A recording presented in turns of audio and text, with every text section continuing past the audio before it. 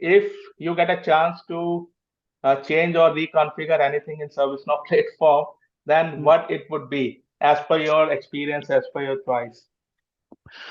Yeah, this is a special thing, and it's only related to FSM, I think. Yeah, FSM. So FSM is built up on service management. Service management, I think, it's really an old discipline and was never used that way.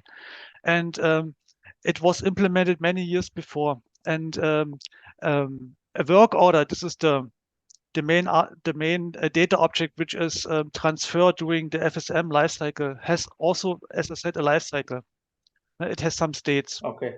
Okay. So you would think this is not it's not fancy. So, but um, as I said, it's really old. The implementers had not features like a flow or a workflow, what we have today. So they had to think about how to implement a kind of flow only with records.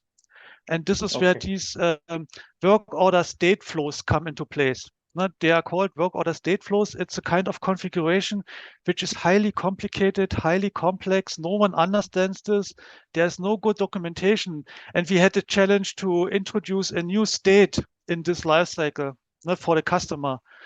And it was the hell. And we are still don't understand something. So if I had the chance, I would redesign this complete handling of the lifecycle of a work order, maybe with a flow or something like this, which is more up to date. Okay, great. So amazing, response, because FSM is new, and if Mm. ServiceNow really take your experience and take the problems which and you are working it from last, 1.5 year as a complete architect. So obviously your inputs are very much valuable. So Mhm. I'll appeal ServiceNow to see this and make some improvements. Great.